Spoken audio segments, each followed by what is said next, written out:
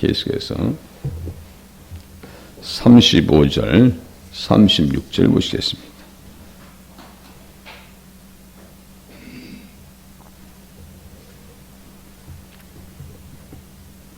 에스라서 8장 35절, 36절 제가 봉독해 드립니다. 사로잡혔던 자의 자손 곧 이방에서 돌아온 자들이 이스라엘의 하나님께 번제를 드렸는데 이스라엘 전체를 위한 수송아지가 12마리요 순양이 96마리요 어린 양이 77마리요 또 속죄제의 숫 염소가 12마리니 모두 여호와께 드린 번제물이라. 무리가 또 왕의 조서를 왕의 총독들과 유브라데 강 건너편 총독들에게 넘겨주매 그들이 백성과 하나님의 성전을 도왔느니라. 아멘. 어느 본문이든지 항상 그 본문의 주인공은 예수님이십니다. 그렇게 성경을 전제로 하고 보셔야 그 내용 속에서 본문 속에서 예수님을 만날 수 있고 의미가 풍성해진다라고 자주 제가 말씀을 드립니다. 예수님을 여기에서 보지 못하고 느끼지 못하면요 본문을 다룰 수가 없어요. 어떤 본문도 다 똑같습니다. 그러니까 그렇게 자꾸 보는 것이 뭐라고 했어요? 예수님 중심의 성경 연구, 구속사적인 신학의 관점으로 성경을 보는 것이다 라고 우리 교회는 그렇게 가르쳐주고 있습니다.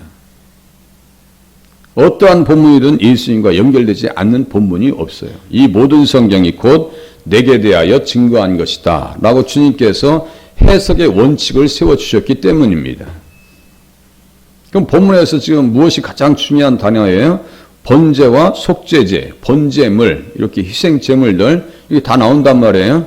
이것은 구약의 5대 제사와 4대 제사의 방법, 이것이 이제 다 예수님과 관련되어진 이야기니까요. 어제 그래서 히브리서 10장을 찾아놓고 첫째 것을 폐하시면 둘째 것을 세우려 하심이라. 첫째 것이 뭐예요? 구약의 제사 제도입니다. 의식법들이 다 어디에서 종결되어져요?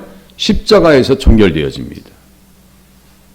그런데도 불구하고 유월절을 얘기한다. 그게 가짜고 이단이에요. 이걸 잘 분별할 수 있어야 돼요. 우리 신흥동에서 사업하시는 우리 권사님 중에 한 분이 계셔요. 거기에 뭐 얼마나 또 이단들이 찾아옵니까? 그러니까 딱 한마디로 정의하셨어요. 예수님이 오셨는데 무슨 유월절이냐고. 그 한마디에 딱 답을 정확히 줬어요. 제가 그래서 늘 그 말이 아주 신학자들처럼 잘한 얘기다. 그런데 칭찬을 해드리거든요. 가끔 이렇게 이제 여쭤보고 답을 이끌어내다 보면요. 그게 문답식 교육이거든요. 문답식. 예수님께서 가이사랴 빌립보 지역에서 말씀하십니다. 사람들이 나를 누구라 하더냐? 너희들은 나를 누구라고 생각하느냐? 이 문하시고 답을 이끌어내십니다. 그 답을 찾아가면서 무엇을 정확히 얘기해요? 주는 그리스도시요 살아계신 하나님의 아들이십니다. 이게 문답식 교육이에요. 이것을 지금 교회 시대는 뭐예요? 나눔의 시간을 갖습니다. 소그룹에서 나누고 말씀을 알고 있는지 없는지 자꾸 나누고 그렇게 해야 공동체가 이렇게 자라고 성장하거든요. 우리도 이제 나눔의 시간들을 자꾸 가져야 되는데 지금 기도하고 있습니다.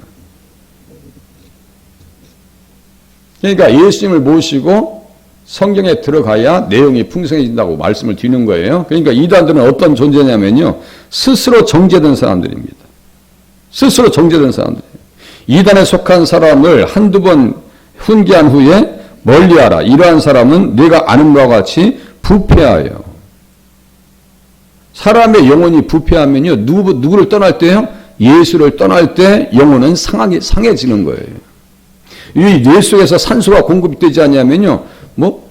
5초, 몇 초 만에 그냥 계속 이 세포들이 죽어나간대요. 그러니까 뇌사 판정이 나가는 거예요. 가장 영향을 받는 것이 뇌 쪽이래요. 산소 공급이 안 되면 예수 그리스도의 생명의 말씀이 공급되지 않냐면요. 영혼은 어떻게 된다고요? 부패되어지고 타락되어집니다. 그래서 어떻게 들어간다고요? 스스로 정죄한다. 스스로 정죄한 존재들이래요. 이 사람들에 대해서 베드로후서 2장 1절에 그러나 백성 가운데 또한 거짓 선지자들이 일어났었나니. 지금도 거짓 선지자들, 거짓 그리스도가 얼마나 많이 나타나요. 그 사람들은 뭘 얘기해요? 절기를 가지고 유월절 얘기 다 가짜라 그랬죠. 다 가짜입니다. 그것을 뭐라고 하냐면 그 이단 앞에 멸망케 할 이단이다 그래요. 멸망케 할 이단이다. 그래서 번제와 보세요. 5대 제사, 4대 제사의 4가지 방법, 5대 제사, 번제, 소제, 속제, 속건제, 화목제, 5대 제사입니다. 4가지 제사 방법. 화요일 날 가전을 받았다. 이렇게 이해하시면 돼요. 화요일 날. 그래서 화제, 요제, 거제, 전제. 화요일 날 가전제품을 받았다. 이렇게 하시면 이해가 쉽겠네요. 그죠? 5대 제사는 뭐예요? 시읒자가 3개 들어가요. 예. 번제, 소제, 속제, 속건제, 화목제. 이렇게. 이거 외우셔야 돼요. 자꾸 외우셔야 돼요. 이것이 어디에서 다 완성이 됐다고요? 십자가에서 성취되었다. 대속이 그곳에서 완전히 성취되었기 때문에 히브리서에서 어제 한참 말씀드렸어요. 첫째 것을 폐하시면 둘째 것을 세우려 하십니다. 지금 첫째 것은 지금 번제와 속죄제를 지금 드리고 있죠. 속죄제를 드리고 있는 것은 뭐예요? 첫째 것이 아직 폐함되지 않았어요. 예수님 아직 오지 않으셨잖아요. 그러니까 이 번제와 속죄제를 통해서 누구를 지금 만나고 있어요? 예수님을 만나고 있다라고 하는 사실을 깨달으시면 맞습니다.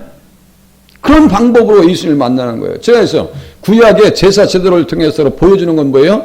보여주는 복음. 의식의 제사를 통해서는 복음을 어떻게 했다고요? 시각적으로 보여주고 있다고 말씀드려요. 시각적으로. 수없이 피를 뿌리면서. 제가 지난주에 말씀드렸죠. 느디님 사람들이. 제가 기억을 되살리면 저희 어렸을 때 시골에서 돼지를 잡았어요. 돼지 잡는 거 보고요. 아무런 생각이 없어요. 그냥 먹는 거 외에는 다른 생각이 안 나. 그죠?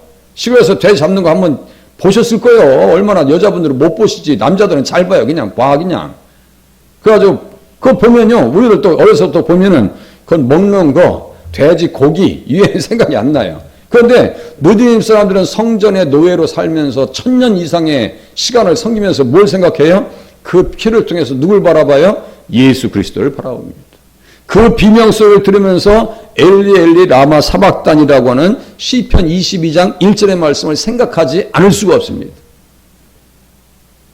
그 피의 빨간색을 통해서 뭐예요? 우리의 죄가 진홍 같을지라도 눈과 같이 양털과 같이 희게 되리라고 하는 말씀을요 생각하지 않을 수가 없는 거예요. 지금 예스라스의 느디님 사람들 이게 자주 나오죠. 여기에 느디님 사람들 자주 나와요. 예. 같이 좀 봤었습니다. 지금 7장 뭐 16절쯤에 나오나요? 우리 본문에 봤었죠? 지난주에 올라온 사람들 중에서 몇 절에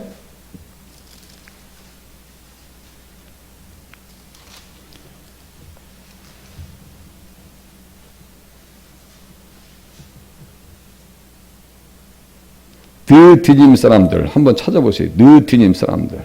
에스라서 7장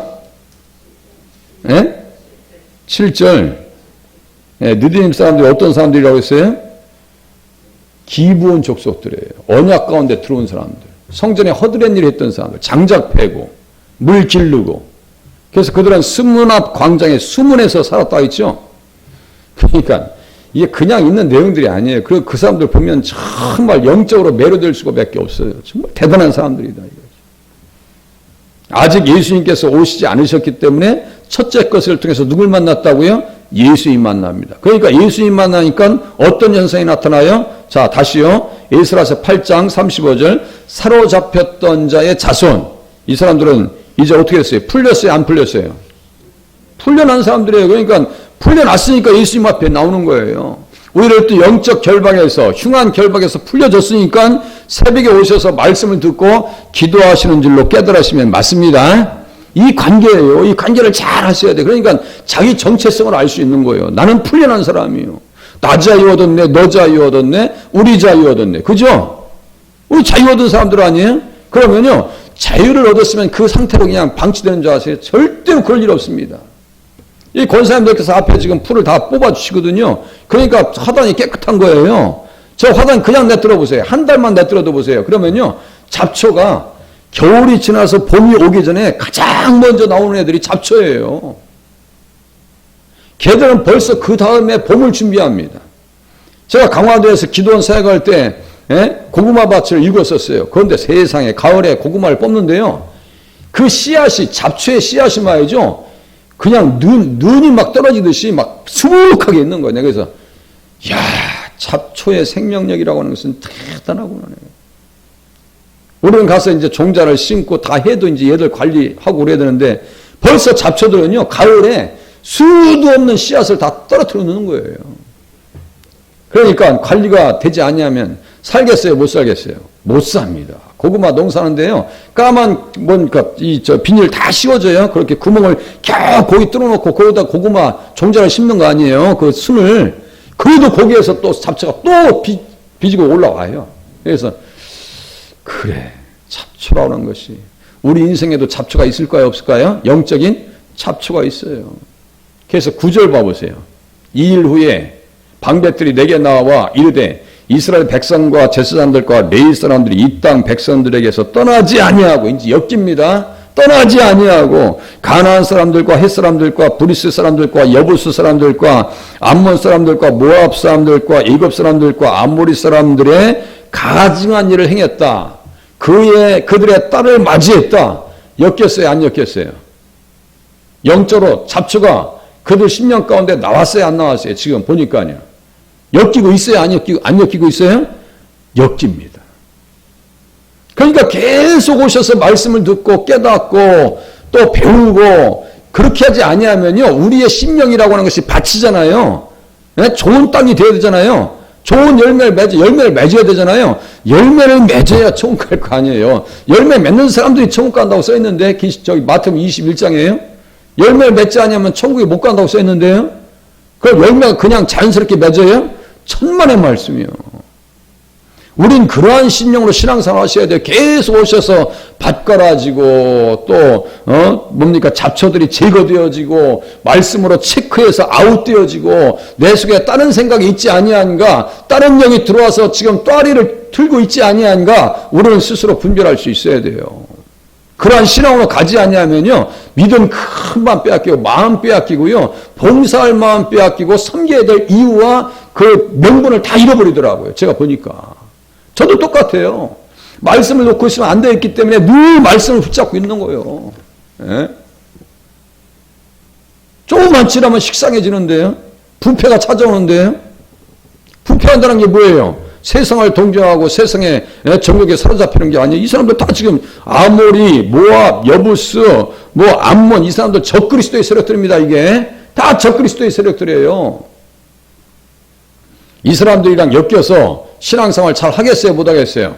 못하죠. 그러니까 3절 보세요. 9장 3절. 내가 이 일을 듣고 속옷과 겉옷을 찢고 머리털과 수염을 뜯으며 기가 막혀 앉으니, 써있죠? 기가 막힐 노릇 아니에요. 기가 막힐 노릇 아니냐고요, 지금. 예수를 잃어버리고 있는 거 아니에요? 아니, 사로잡혔던 땅에서 다시 돌아왔으면 정말 그리스도 안에서 얼마나 신앙생활 잘해야 돼요. 헌신할 줄도 모르고 하나님 앞에 충성할 이유들도 잃어버리고, 그렇게 대단한 에스라 선지자 앞에서 복음을 들으면서도요, 말을 안 들어먹어요. 그러니까 이런 역사가 나타나는 거예요, 지금. 그 와중에도 느디님 사람들은 이방인들과 절교했다고 제가 말씀드렸죠. 느헤미야서가 또 나옵니다. 그냥 칭찬하는 거예요. 성경에 기록된 사람들은, 어떤 사람들은 칭찬 듣는 사람이 있는가 하면, 어떤 사람들은 생각하면 할수록 그냥 나발과 같이 짜증나는 사람이 있고, 그래요. 아이도벨과 같이 생각하면 생각할수록 그냥, 어떤 때는 막 속이 터지고 그런 사람이 있고요. 우리는 어떤 사람이 되어져야 되겠어요? 신앙생활 하면서. 하나님 앞에 인정받고, 사랑받고, 애틋하고, 우리 권사님들, 집사님들 너무너무 귀하다 라고 하는 칭찬 듣는 자리에 서실 수 있기를 바랍니다. 그런 자리에 제발 세워주세요. 기도의 자리를 빼앗기지 마시고요, 찾았으면 그 자리를 지키실 수 있기를 바랍니다. 새벽에 잘 나오시다 못 나오시면요, 제가 너무너무 궁금한 거예요. 마음이 안타깝고. 어제 번제물 좀 말씀드렸어요. 이제 소제도 말씀을 드렸습니다. 소제는 뭐예요? 가루가 되는 겁니다. 떡이 되는 겁니다. 떡이 되는 거예요. 우리가 그래서 어떤 사람이 되어져야 된다고 했어요? 교회 다니는 사람들은 떡이 되셔야 돼요. 떡이 떡이 되셔야 돼요. 로마서 11장에 그렇게 말씀하십니다. 소재에 대해서 얘기하셔요. 처음 익은 곡식가루가 거룩한 즉 떡덩이도 그러하고. 잘 들어보세요. 제사는 처음 곡식가루가 거룩한 즉. 제사는 처음 곡식가루. 이게 정확하게 첫 열매입니다. 제사는 처음 곡식가루. 이게 예수님이에요. 엄청난 얘기를 제가 하죠. 근데 제가 이거 그냥 대충 혼자 김 목사가 생각해서 그럴 것 같은데 이런 식으로 제가 성경 해석하지 않습니다. 다 객관적인 자료를 가지고 원고를 해서 가지고 올라오는 거예요. 예? 어떤 사람들은 강단에 올라가서 딱 성경책 피면 뭐 설교할 내용이 다 나온다는데 저는 그렇게 못하겠어요. 그럼 있을 수도 없는 얘기지. 어떻게 그렇게 해요? 예? 자, 제사는 처음 곡식가루라는 것은 첫 열매 되시는 예수님을 얘기합니다. 예수님이 거룩한 즉 떡덩이도 그러하고.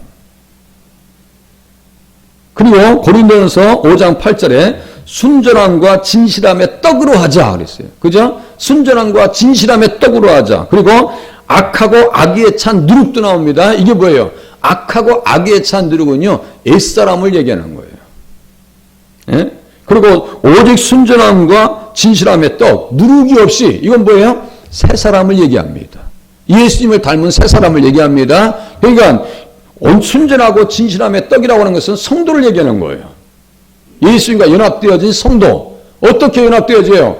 예수님의 잔을 마시면서 떡을 마시면서 그리스도의 몸에 참여되어지는 거예요. 그러니까 우리는 뭐가 되는 거예요? 예수님처럼 떡이 된 거예요. 생명의 떡이 된 거예요. 세상에 나가서는 뭘 줘야 돼요? 생명을 줄 수 있어야 돼요. 생명을 줄 수 있어야 돼요. 우리의 대화의 주제는 그래서 예수님이 되셔야 돼요. 어디를 만나든지, 누구를 만나든지. 우리들은 그렇게 마음을 정해서 신앙생활 하실 수 있기를 바랍니다. 정말 떡이 되실 수 있기를. 또 화목제는 뭐예요? 우리가 가는 곳마다 화목이 있어야 되고. 그런데도 저도요, 어떤 사람들 만나면 어떤 사람 만나면 한 2, 3일 동안 막 기분이 언짢은 사람도 있어요. 어떤 사람 만나면. 그게 무슨 말이냐면요. 영이 건강하지 않아서. 영이 건강하지 않아서. 영혼이 건강해 보세요. 그 사람 만나면요. 마음이 꼭 청량 음료수 마신 것처럼 기쁨이 와요. 영혼이 건강하지 않냐면요. 며칠 동안 속이 상해요. 제가 최근에 그런 일이 있어가지고 말씀을 드리는 거예요. 뭐 우리 성도님 만나서 그럴 일이 있겠어요? 제가? 밖에서 만나고 와서 그런 저기가 있어서 그렇지. 제가 또 누구라고 특정하겠어요? 우리를 만나는 사람들마다 김 목사 만나니까 마음이 편하다. 이런 얘기를 들어야지. 김 목사 만나고 갔더니 이게 마음이 껄쩍지근하고 그러시면 안 되는 거예요. 네, 그러시면 안 돼요. 화목제에 희생되시는 예수님은 우리를 누구와 화목하게 하셨어요? 하나님과 화목하게 하셨는데 어느 정도였어요? 우리는 하나님의 원수였어요. 어떤 때요? 사탄에게 사로잡혀 있을 때는 누구의 원수였어요? 하나님과 우리는 원수 관계였습니다. 그런데 예수님의 피로 어떻게 하셨어요? 자녀 삼아 주셨는데 어제 어떻게 말씀드렸어요? 높여주셨다고 말씀드렸죠? 그것이 도피성과 관계되어져서 길르앗 라못의 은혜를 받았다라고 말씀을 드렸어요. 길르앗 라못은 어떤 뜻이라 했어요? 높여주신다 했어요. 어느 정도 높여주셨는데요? 왕이요 제사장이요. 무슨 말씀인지 이해가 되세요? 우리를 왕이요 제사장이요. 하나님께서 그렇게 만들어 주셨는데 우리의 자존감이 너무 낮아가지고 거울을 보면서도 나는 왜 이 모양 이 꼴로 생겼느냐라고 하면 하나님이 안 기뻐하신다고 말씀드렸죠? 거울을 보실 때마다 나는 주님이 너무너무 이뻐하는 사람이야. 주님은 어떻게 나만 그렇게 이뻐하실까라고 하는 이야기가 나오실 수 있으셔야 돼요. 그게 믿음이에요. 자신이 없으신가 보네. 응? 어떻게 이렇게 주님은 나만 이렇게 이뻐하실까? 어떻게 이렇게 주님은 나를 그렇게 사랑하실까라고 하는 감동 속에서 살아가실 수 있기를 바랍니다. 마치 어린아이들이 엄마 아빠의 사랑을 받아가지고 제가 저희 수족관에 갔었는데 어떤 꼬맹이가 이렇게 양쪽에 머리 삐삐머리하고 와가지고 얼굴 와서 탁 쳐다보는데 무슨 표정이냐면 이 아저씨하고 아줌마가 왜 나를 이쁘다 소리를 안 하지? 라고 하는 표정을 가지고 와요. 예, 우리 손주랑 같이 있는데, 그래서 그 얼굴이 너무너무 사랑받았기 때문에 얼굴 표정 보면 알잖아요. 나를 보면 벌써 이쁘다고 얘기하는데 왜 안 할까라고 하는 표정을 가지고 왔어요. 그러면 제가 그것을 느낌을 알고, 어이구 이쁘다, 아이고 이쁘다. 그랬을 거 아니에요? 그런데 그 말도 기분 좋아서 돌아가더라고. 우리들이 주님 앞에서 어떠한 모습으로 신앙생활 하셔야 돼요? 그 삐삐무리한 애기처럼 주님이 나를 너무너무 사랑하신다라고 하는 확신 가운데 신앙생활 하실 수 있기를 바랍니다. 어디 가서 또 그냥 다 주름살만 많다고 또 푸념하지 마시고 절대 그러지 마세요. 예. 화목제물 삼으셨어요. 화목하게 하는 직책도 주셨습니다. 또 속건제가 되셨어요. 속건제가 되셨어요. 속건제, 속죄제, 속건제. 속죄제라고 하는 것은 뭐냐면요. 그냥 죄예요, 죄. 죄를 해결을 누가 하셨어요? 예수님께서 하셨고, 속건제라고 하는 것은 뭐냐면요. 배상하셨다는 얘기거든요. 배상을 하셨다, 이게. 어떻게 배상하셨는데요? 우리가 죄를 돈으로 얘기하면 금방 이해가 되죠? 돈으로 환산하면 그것이 죄라고 하는 것이 어느 정도 액수라고 그랬어요? 금방 생각 안 나셔요? 돈으로 환산하면. 마태복음 18장. 몇 달란트? 1만 달란트요. 1만 달란트.